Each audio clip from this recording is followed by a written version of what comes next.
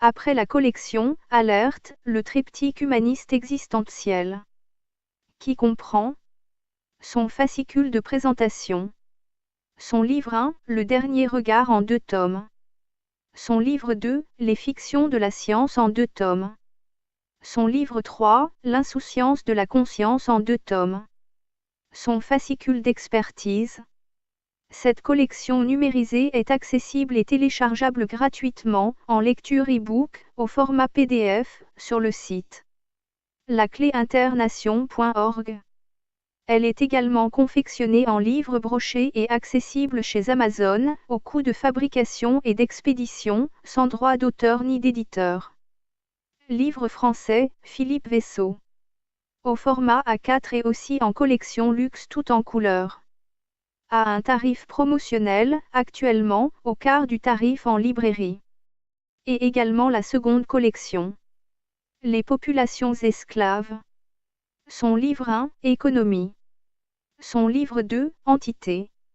Son livre 3, Science. Son livre 4, Social. Son livre 5, Spiritualité. Cette collection numérisée est accessible et téléchargeable gratuitement, en lecture e-book, au format PDF, sur le site lacléinternation.org. Elle est également confectionnée en livre broché et accessible chez Amazon, au coût de fabrication et d'expédition, sans droit d'auteur ni d'éditeur.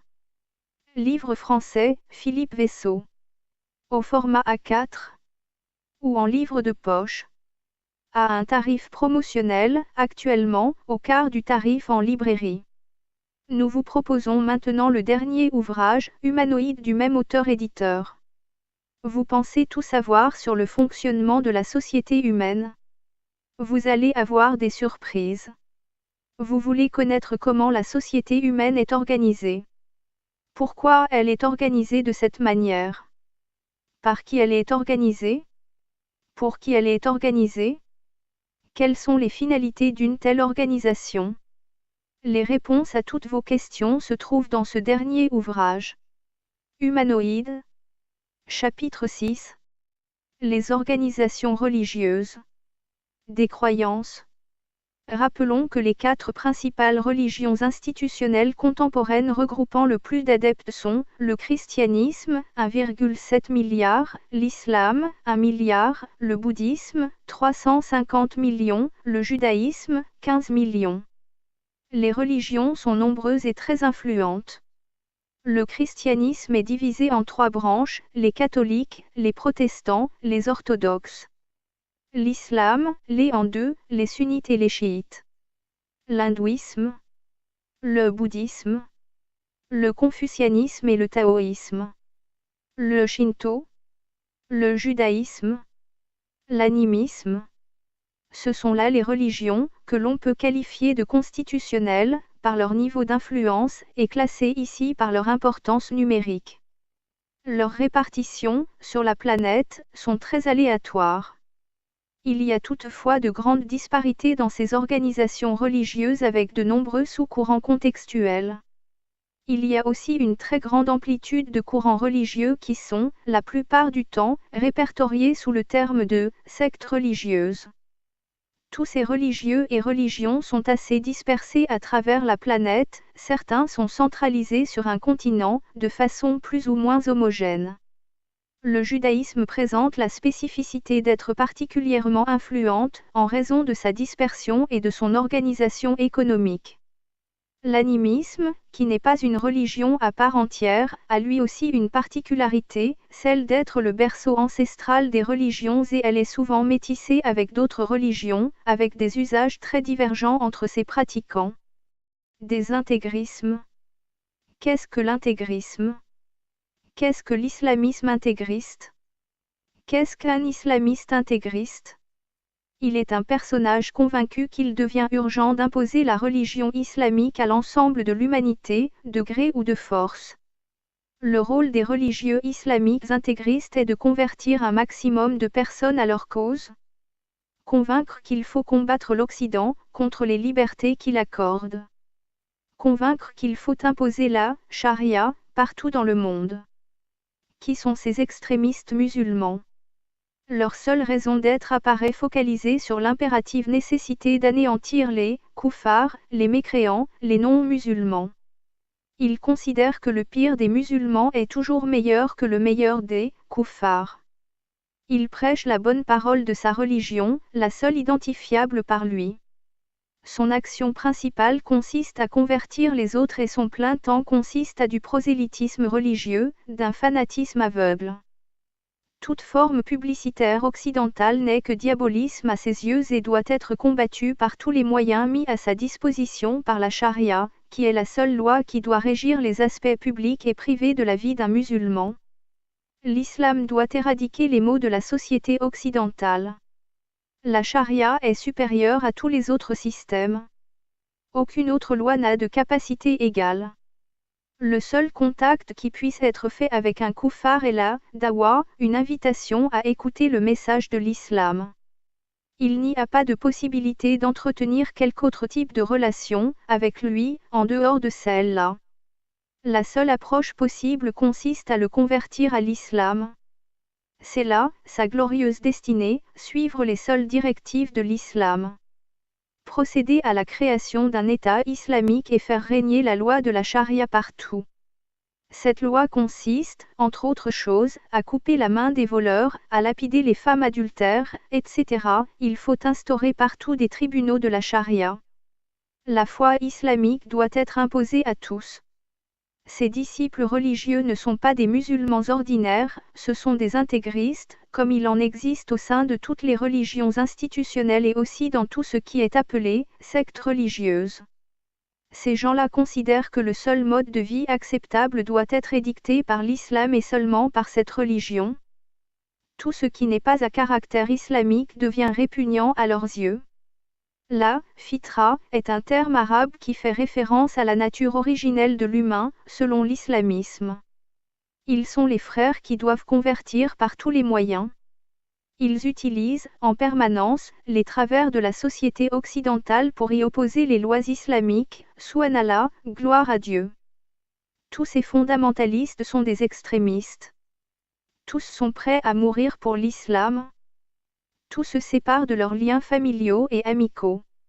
Les nouveaux convertis doivent passer par différentes séances d'intronisation, accompagnées de la circoncision chez les garçons et de l'excision chez les filles.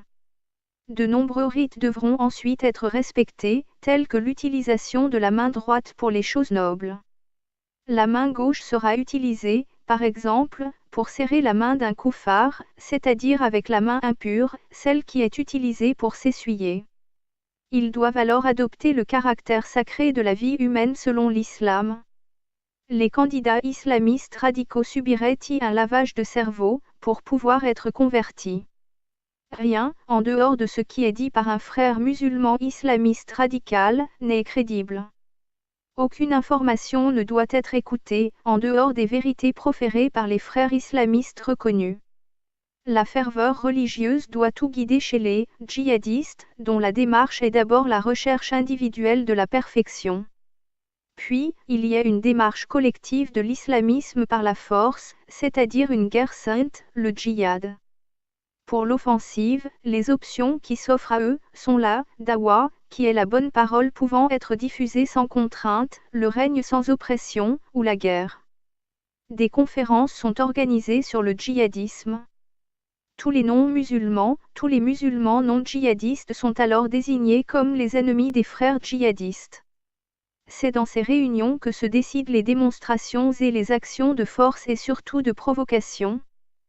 Tout ce qui n'est pas djihadiste doit être considéré comme un ennemi potentiel de l'islam, même s'il se revendique de cette religion.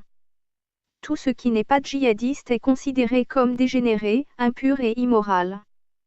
Telle serait la ligne de conduite des fondamentalistes islamiques.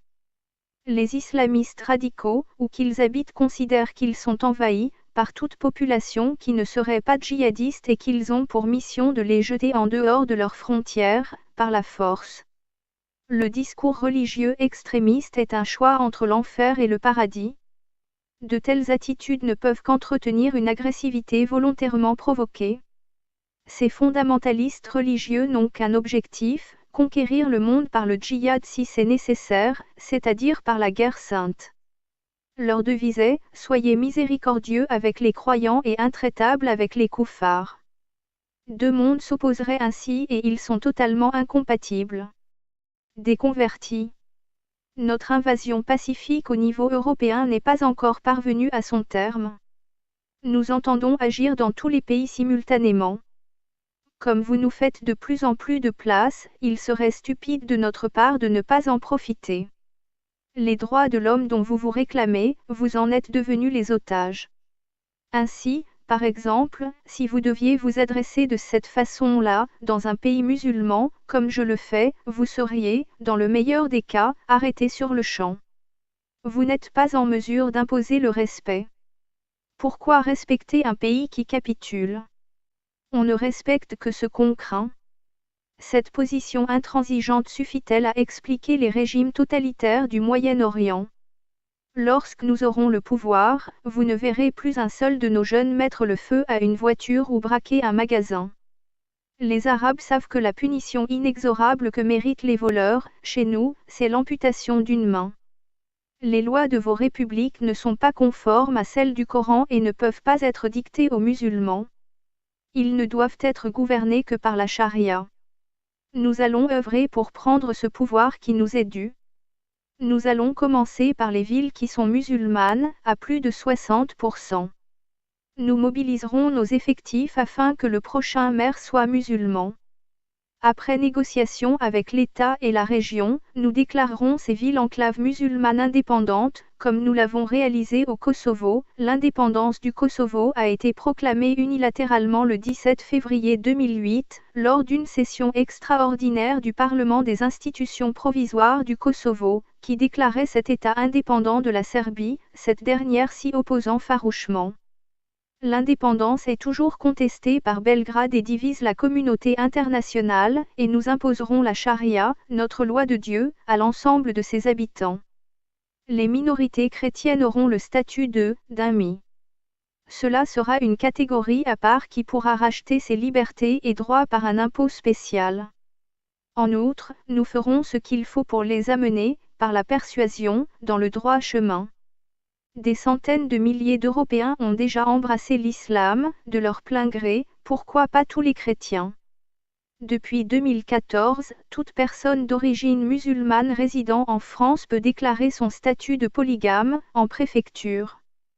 Sa première femme touchera le RSA, plus les allocations familiales, plus les allocations pour jeunes enfants, plus une allocation logement, plus une allocation de rentrée scolaire. Elle aura droit à la CMU et à une mutuelle gratuite. Tous les frais médicaux de cette famille seront ainsi pris en charge. Sa deuxième femme peut rejoindre son mari, en France, sans qu'il lui soit délivré de carte de résidente. Ses enfants naîtront en France et seront français. Même sans papier, cette femme ne sera pas expulsée ni expulsable.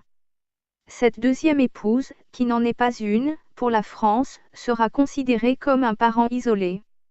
Elle touchera une allocation mensuelle de 700 € pour parent seul, il lui sera ajouté 177 € d'allocation familiale pour chaque enfant à charge. Pour des enfants de moins de 3 ans, elle aura droit à 162 € supplémentaires par enfant. Comme parent isolé, elle percevra une allocation logement de 300 €. Une femme musulmane n'a pas le droit de travailler, le RSA sera là, pour pallier à cette difficulté. Une personne seule touche 418 €, plus 167 € par enfant à charge. Avec des enfants en âge d'être scolarisés, une allocation de rentrée scolaire de 258 € par enfant lui sera versée. Elle aussi aura droit à la CMU et à une mutuelle gratuite. Et sa troisième femme ? Il ne vous reste plus qu'à calculer, ce père de famille musulman n'a plus besoin de chercher du travail, il lui faut chercher à placer son argent. Certains polygames seraient susceptibles de toucher jusqu'à 10 000 € de revenus mensuels. Le fondamentalisme. Des institutions religieuses agiraient dans l'ombre. Leurs actions invoquées, leur philosophie évoquée ne correspondent pas à la réalité de leurs actions. Elles sont secrètes et souvent controversées. L'harmonie et la sérénité qu'elles affichent sont un paravent qui leur permet de cacher leurs stratégies. Leurs actions reposant sur la spiritualité cherchent à établir une société humaine efficace et ordonnée. Leurs hyper-hiérarchies exigent une obéissance, une soumission et une discipline sans faille. Les véritables aspirations idéologiques et politiques sont dissimulées. L'accession à des niveaux de responsabilité sociale ne s'exerce que par eux et avec eux. Ce sont les convertis de haut rang qui décident et qui dirigent. Tout le système économique, juridique, politique et d'information est dans leur pouvoir. Les pratiques spirituelles définies servent à guider l'endoctrinement au quotidien et dans toutes les phases de la vie des personnes. Cet endoctrinement s'effectue dès la plus tendre enfance et en permanence. Les élites sont recrutées parmi les individus les plus brillants. Ils vivent souvent en communauté et ont une attitude de personnes absolument ordinaires. La formation et l'action spirituelle leur sont divulguées en toute discrétion. Un plan de vie est établi, pour chacun d'entre eux, qui doit s'y conformer. Des plans de conversion de personnes étrangères à leur communauté sont organisés. Les vocations de chacun sont établies, à l'avance, en fonction des assises sociales de départ. Chacun doit rester à la place qui lui a été attribuée à sa naissance. Des écoles sont chargées de former les futurs dirigeants de ces institutions, lesquels seront ensuite les futurs dirigeants de la société humaine. Ce sont évidemment les descendants directs des dirigeants actuels. Aucune possibilité de progression sociale n'est accordée aux autres membres.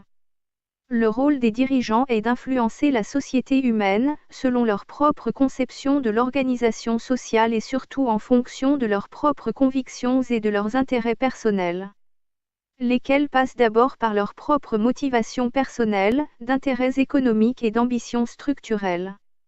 Ces institutions détiennent un contrôle total sur les actions de chacun, pour ce qui est des modèles d'information et de formation. Rien n'est laissé au hasard et tout est surveillé. Aucun rapport de sympathie n'est exercé entre les différentes classes sociales des membres. La hiérarchie établit une place à chacun, qui doit rester à la place qui est la sienne. Les dirigeants de ces institutions sont extrêmement rigides. Leurs pouvoirs sont démesurés. Aucune personne n'est en mesure de les contrecarrer. Ils sont également très instruits. L'obéissance y est de tous les instants. Pour celui que cette discipline excessive ne conviendrait pas, il apparaît particulièrement difficile de s'y soustraire. L'abnégation est la condition essentielle d'entrée, aussi la sortie en est-elle particulièrement dangereuse. Quitter ce type d'institution est très risqué. Des pressions de toutes sortes sont continuellement exercées, afin de réduire au silence celui d'entre eux qui pourrait être tenté de rendre compte de sa vie passée au sein de telles institutions ou communautés. La pression psychologique et spirituelle est conséquente et continue, afin d'éviter toute tentative de départ de l'organisation. La diffamation est la première solution exercée à l'encontre de toute personne quittant l'organisation. L'engagement de chacun est trop important pour que des informations puissent être divulguées à l'extérieur de ces institutions. Elles pratiquent toutes les mêmes méthodes de lavage de cerveau. Aucune récrimination ne peut s'exercer à l'égard d'une institution religieuse puisqu'elle est l'œuvre de Dieu. Toute critique est irrémédiablement rejetée. Le chantage est alors exercé contre quiconque s'aventure sur le chemin de la contestation. La vie des servants de ces dirigeants d'institutions religieuses est tout simplement assujettie au rang d'esclaves.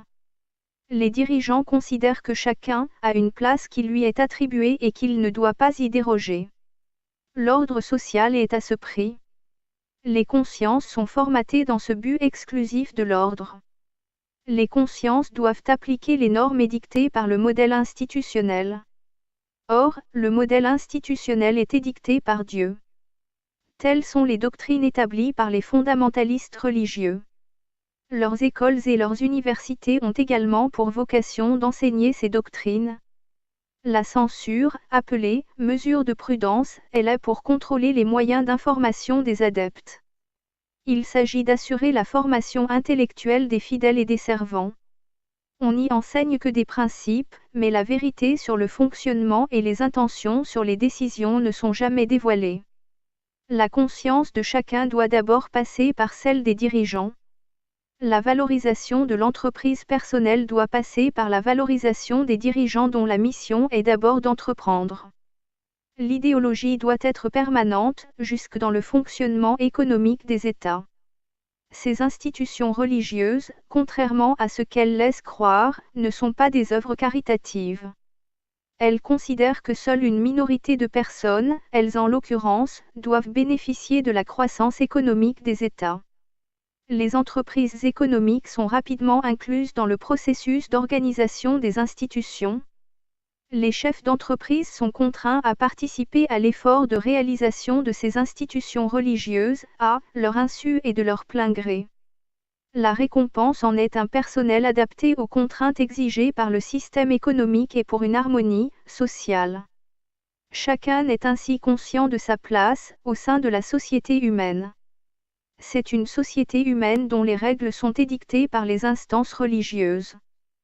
Toutes les personnes qui ne correspondent pas aux critères de sélection sont alors évincées des processus organisationnels sociaux, élaborés par ces instances religieuses. Il y a les maîtres et les autres. Et même si tous les dirigeants ne sont pas tous convaincus du bien fondé de ces modèles organisationnels, ils n'ont pas d'autre choix que de suivre les directives, pour la simple nécessité d'exister. Toutes les instances religieuses agissent ainsi, selon la puissance de leur pouvoir. Toutes ces organisations sectaires pratiquent le secret absolu. Aucune information concernant leur organisation n'est dévoilée et ne doit être dévoilée. D'autres organisations sectaires, économico-religieuses procèdent des mêmes méthodes d'endoctrinement et de secret absolu.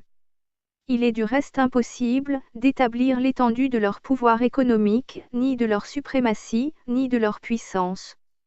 Leur hégémonie apparaît totale. Le fondamentalisme n'obéit qu'aux lois de leur Dieu réciproque, c'est-à-dire à des lois qu'ils ont eux-mêmes établies. Tous ces groupes intégristes portent la responsabilité de leurs actes. Aucun pays n'échappe à leurs doctrines arbitraires et totalitaires. Pourquoi agissent-ils de cette façon ? Parce qu'ils se considèrent, chacun pour leur compte, comme le peuple élu de leur Dieu. Il convient aussi de remarquer que bien d'autres modèles d'organisation de la société humaine s'inspirent de ces préceptes religieux. Vers une confrérie idéologique. Créée en 1920, l'islam politique devient rapidement une confrérie d'idéologie universelle et totalitaire, incompatible avec les systèmes démocratiques existants. Il apparaît indispensable de préciser qu'il ne s'agit évidemment pas d'un plaidoyer anti-musulman. Il convient d'être conscient que toutes les religions institutionnelles, lorsqu'elles cherchent à établir un rôle politique, utilisent généralement un endoctrinement arrogant chargé d'emprisonner les esprits dans la peur et la culpabilité. Chacun a le droit de croire, mais a-t-il pour autant le droit d'imposer ? Certaines religions s'inspireraient même de textes religieux particulièrement convaincants et assimilables à du racisme à l'image de la hiérarchie lévite, remontant à l'origine du peuple juif de la terre d'Israël. L'Empire ottoman, disparu en 1924 et avec lui le califat islamique, était un cadre territorial politique et religieux, exclusivement régi par la loi islamique, pour les arabo-musulmans. Il avait ainsi rassemblé la communauté des musulmans pendant 14 siècles. Il a ensuite été restructuré en État-nation, élaboré par la Grande-Bretagne et la France. Une nécessité lui est ensuite devenue évidente, celle de devoir se libérer de l'impérialisme occidental qui imposait le laïcisme et la perte des valeurs séculaires. Il creusait un fossé entre les classes populaires et les élites. Il s'agissait là d'une totale dilution des valeurs arabo-musulmanes. Les salafistes prirent rapidement la direction des opérations de restructuration de leur population, en s'appuyant sur une lecture fondamentaliste et intégriste de leurs écrits religieux. Leur projet politique établit une méthode qui, partant d'une seule personne, permet d'influencer toute une société. Ils s'appliquèrent à réformer l'individu, puis la famille, puis les groupes sociaux, puis chaque État, en utilisant la charia, qui établit les diverses normes, sociales, culturelles, relationnelles et doctrinales, en corrélation avec le chemin du respect de leurs lois religieuses, jusqu'à un futur aboutissement global et planétaire. Le prosélytisme religieux est donc divulgué à grande échelle, sans restriction. Un État islamique est ainsi né avec l'ambition de reconquérir d'abord les cadres territoriaux et politiques du califat puis de partir à la conquête de la planète. Le calife étant le successeur du prophète de l'islam dans l'exercice politique du pouvoir suprême. Un manifeste, publié en 1936, détermine en 50 ordres le programme politique de la confrérie. Il s'agit d'une théocratie gouvernée par la loi islamique appelée la charia. Ainsi appliquée, elle définit les modes de surveillance, les méthodes d'interdiction et de punition. Elle interdit explicitement toute mixité dans la société. Elle impose une police des mœurs qui est sous le contrôle du parti unique au pouvoir. Ces doctrines se concentrent surtout sur l'éducation des enfants avec pour slogan « l'islam pour seul mode de vie ». Tous les aspects de la vie doivent donc être organisés par l'islam religieux au pouvoir. Leurs doctrines sont comparables aux idéologies fascistes, par l'établissement d'une propagande très influente et irréversible. Il s'ensuit, à tout cela, un djihad offensif et conquérant. L'islam théorique ou idéologique ne peut exister sans le djihad, soit la guerre civique. Il s'agit bien sûr d'une lecture de la loi religieuse qui prône un islam offensif légitime. Tout doit être régi par la charia et tant que la loi religieuse n'est pas en vigueur, le djihad doit s'appliquer. Il faut impérativement éliminer les mécréants. Les djihadistes appellent cela « libérer les tyrans ».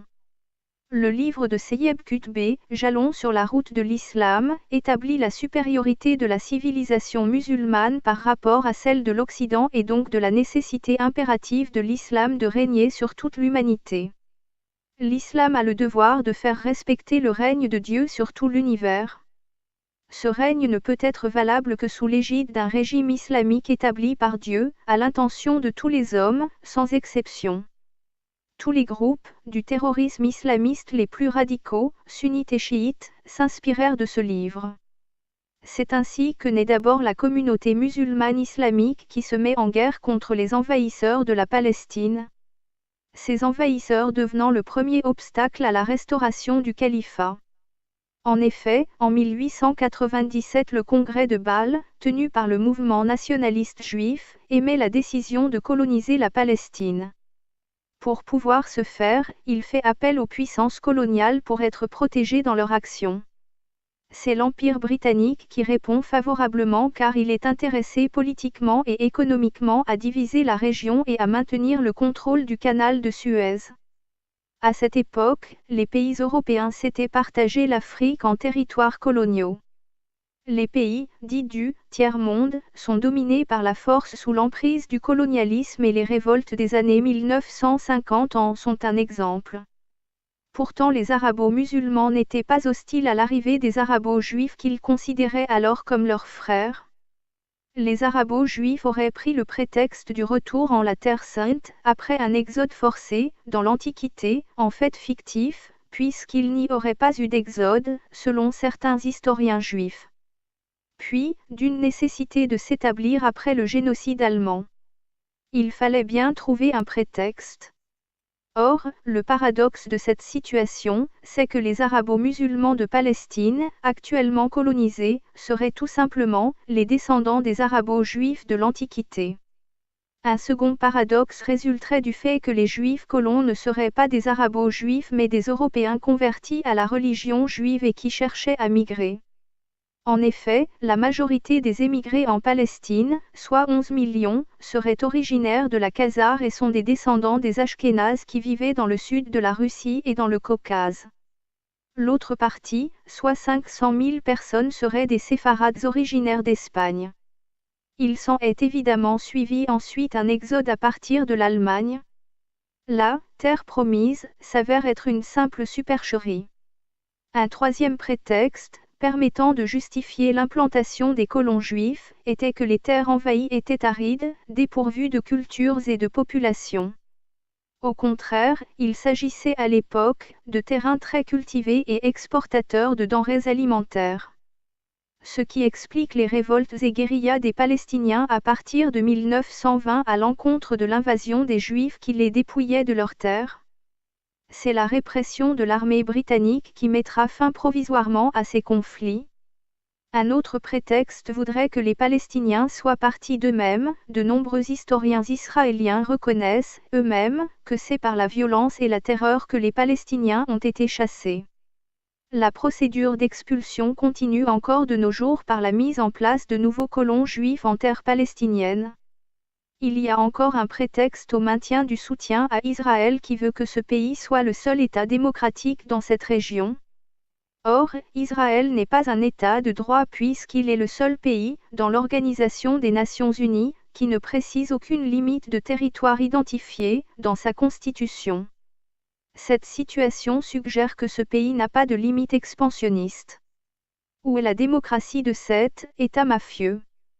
Les États-Unis transmettraient plusieurs milliards de dollars en matériel militaire à Israël chaque année, pour qu'il puisse assurer la défense de sa démocratie dans cette contrée arabo-musulmane. Il y a là, bien évidemment, une stratégie géopolitique pour le contrôle des États du Moyen-Orient. Cette situation permet à Israël d'être en violation permanente du droit international et des droits de l'ONU, pour le profit politique des États-Unis.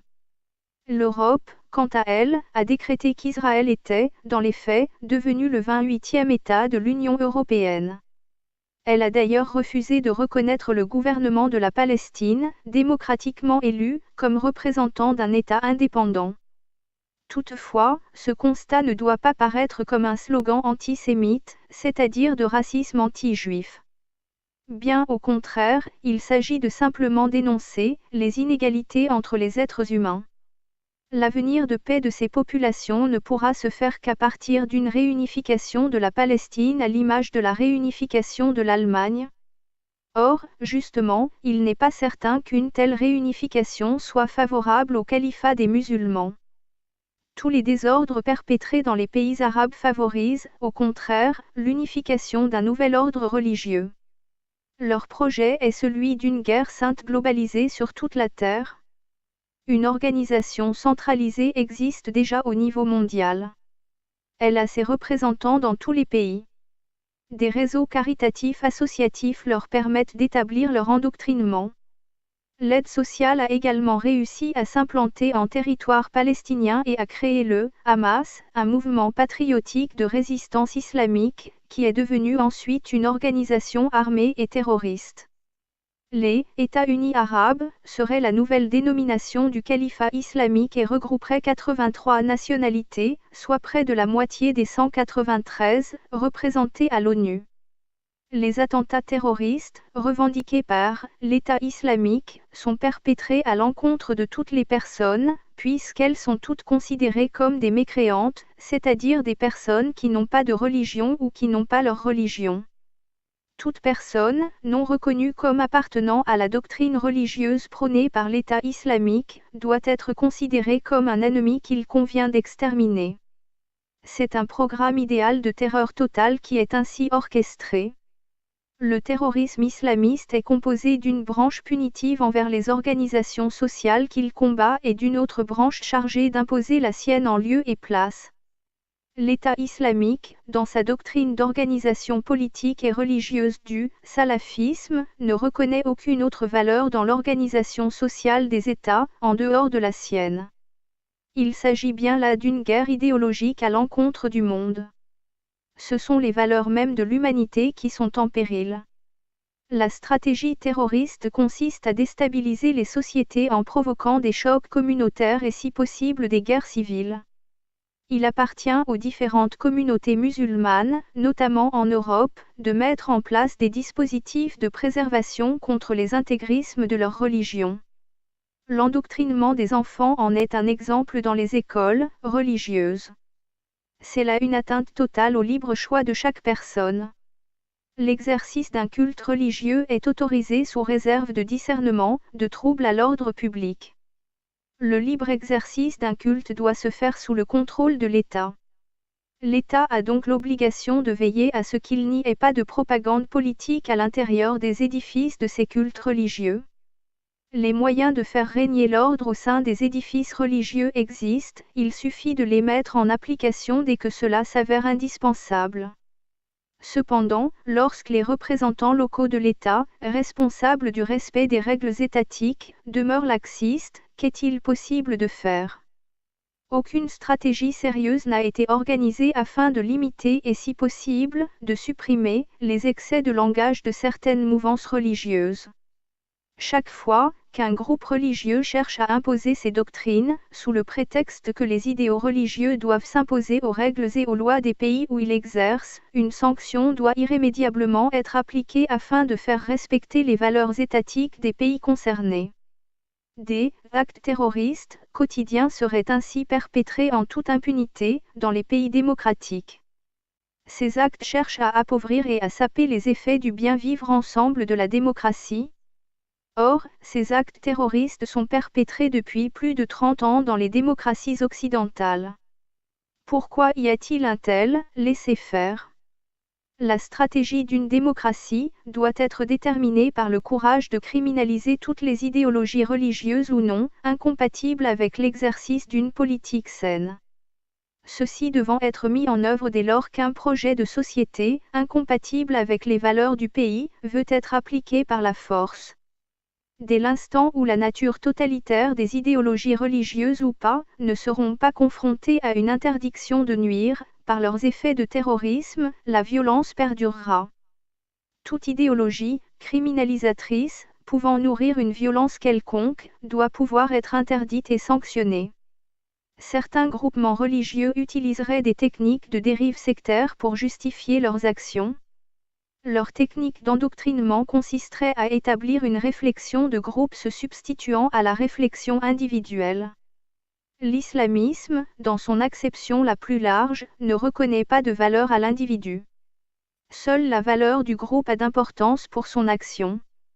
Le salafisme, qui est la composante essentielle de cette action religieuse, du consensus et de la tradition, précise que nul ne peut s'extraire du groupe religieux auquel il appartient. Nul ne peut exister, par sa seule référence de citoyenneté. Les techniques d'exaltation des groupes sont des méthodes d'endoctrinement qui se font généralement en dehors des lieux de culte religieux traditionnels. Les nouvelles techniques de l'Internet permettent ces méthodes dissimulatrices d'endoctrinement et d'embrigadement. La neutralité volontaire et d'inaction d'un État, par son incompréhension des dogmes religieux, ne doit pas lui faire oublier sa nécessité impérative du respect des règles de droit qu'il a lui-même édictées. Surtout, lorsqu'en plus, il s'agit souvent de délinquants, issus de la criminalité organisée et quelquefois du grand banditisme, parfaitement connus des services de police, selon la formule consacrée. Ces dangereux personnages passent par les arcanes de la structure religieuse, non par idéologie mais pour une nécessité de valorisation personnelle. De son statut de délinquant et de dissident, il épouse celui de militant religieux. Cette nouvelle situation lui permettant de légitimer toutes ses actions à venir, à partir du radicalisme religieux. Ces activistes religieux, issus de la mouvance délinquante du droit commun, deviennent à leur tour des propagandistes religieux. Ils organisent, auprès de leurs adeptes, une fuite en avant du vécu au quotidien, où les sociétés occidentales n'ont pas su répondre aux énormes difficultés d'adaptation des nouvelles migrations. L'inactivité professionnelle, par le manque récurrent d'emploi, et la mise en précarité qui en découle plonge ces populations dans une situation d'interrogation. Et pourtant, de nombreux délinquants religieux seraient issus des classes moyennes plus favorisées. Il convient de comprendre que cette irresponsabilité, prise par les pouvoirs publics, de non-ingérence dans les cultes religieux, condamne toutes les personnes non religieuses à subir les affres des religieux. Il importe de rappeler que toute personne est considérée comme religieuse, dès l'instant où, par son comportement ou son affichage, elle fait du prosélytisme religieux. La conséquence de cette situation en est une rupture avec toutes les formes de socialisation des pays occidentaux accueillants. Cette rupture conduit à la haine des Occidentaux considérés comme responsables de leur mal-vivre. Il convient aussi de ne pas confondre les origines des personnes avec les doctrines religieuses qui accompagnent leurs origines. La plupart de ces personnes conservent leur culture et c'est bien naturel, sans qu'elles veuillent, pour autant, partager les dogmes religieux qui accompagnent leur culture. Des possibilités d'adaptation aux exigences du respect des cultes religieux sont possibles dans tous les pays démocratiques, sans avoir à subir les exigences des religieux qui veulent les incarner. Une définition de criminologie affichée, de trouble à l'ordre public par l'incitation à la violence, suffirait à éradiquer toute forme de délinquance religieuse. Il suffirait, par exemple, de dissoudre les instances religieuses représentatives, actuellement regroupées en associations et qui seraient contrevenantes au respect des règles du droit dûment édictées. Il y a là l'impérative nécessité d'effectuer un effort préventif qui permettrait d'éradiquer de la société la radicalisation religieuse. Les discriminations, édictées par les religieux, ne sont pas acceptables pour aucun pays se valorisant des droits égalitaires entre les personnes. Mais il y a plus grave, car c'est toute la société de chaque pays occidental qui se rend complice de ces situations machiavéliques. Chaque personne qui refuse de condamner tout individu qui contrevient aux droits fondamentaux du citoyen, par respect à sa culture et à sa religion, devient lui-même le complice de ces bourreaux qui affligent les victimes des dogmes religieux. Il y a toujours un effet pervers au respect des droits des cultes religieux dès qu'il y a atteinte à la liberté d'autrui. L'autorisation de certains horaires d'ouverture aux femmes musulmanes dans les piscines en est un triste exemple. Elle leur interdit la mixité qui est une des valeurs essentielles dans les démocraties.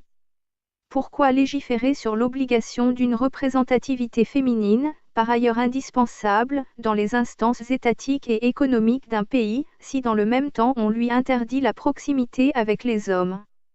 La misogynie est la première atteinte aux valeurs du droit civique entre les citoyens, dans les pays de culture occidentale. Cette cécité totale et apparemment volontaire à l'égard de telles atteintes aux droits fondamentaux et égalitaires accordés aux citoyens occidentaux, pourrait plonger les sociétés démocratiques dans une catastrophe de leur civilisation. Toutefois, une cécité provisoire ne doit pas être un prétexte pour pouvoir ensuite mettre en place une dérive sécuritaire. La force des pays démocratiques c'est l'état de droit et elle doit rester ainsi, sauf à limiter dans le temps et en situation d'urgence, des mesures exceptionnelles permettant le rétablissement de l'ordre démocratique. Le déclenchement de guerre, à l'extérieur d'un territoire, sous le prétexte d'une nécessité de sauvegarde à son intérieur, ne peut qu'aboutir à des catastrophes des deux côtés.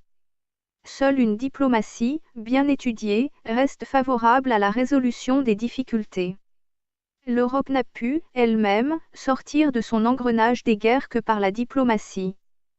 Tous les pays démocratiques sont visés par la menace terroriste.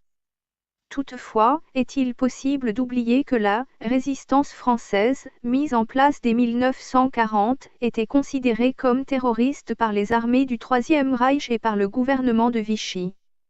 Une politique occidentaliste, militariste et moraliste ne peut qu'engendrer des haines et des ressentiments. La guerre contre le terrorisme produit l'effet inverse de celui qui était escompté à l'origine. L'intervention militaire alimente le terrorisme et légitime son action en lui octroyant une stature qu'il n'avait pas à l'origine. C'est lui reconnaître une certaine supériorité qui met la démocratie en situation de danger. L'initiative et la médiation valent mieux que l'emploi de la force qui n'aboutit qu'à des tragédies. Le terrorisme obtient une notoriété et une légitimité dès lors qu'il est combattu militairement. Le terrorisme peut rapidement devenir le défenseur des populations opprimées, par les conséquences des combats armés. Le terrorisme s'installe lorsque l'État n'est plus en capacité de médiation. Seule la diplomatie peut représenter un rempart contre les excès, à condition de fermeté et non de cécité. L'interventionnisme militaire va-t-en-guerre est le résultat des pouvoirs faibles et fascistes. La spirale des dérives autoritaires et sécuritaires est un piège tendu par les terroristes. Il convient de ne pas s'y précipiter, au risque de guerre civile dont l'issue est toujours dramatique. Toute tentation de déviance autoritaire conduit à la surenchère systématique de part et d'autre. Toutes les collections Alerte, le triptyque humaniste existentiel. Et les populations esclaves sont téléchargeables gratuitement, au format PDF, en lecture e-book sur le site internet lacléinternation.org. Ces deux collections, également accessibles en livre broché au format A4, en collection luxe, tout en couleur et en livre de poche, sont en vente chez Amazon, livre français, Philippe Vaisseau. À un tarif promotionnel, actuellement, au quart du tarif en librairie. Vous pouvez aussi cliquer sur le logo « Livre Amazon » dans la page d'accueil de notre site internet lacléinternation.org. Ce dernier ouvrage, humanoïde, est accessible dans les mêmes conditions. La totalité des deux collections ainsi que ce dernier, humanoïde, sont en conférence vidéophonique sur YouTube et répartis par chapitre.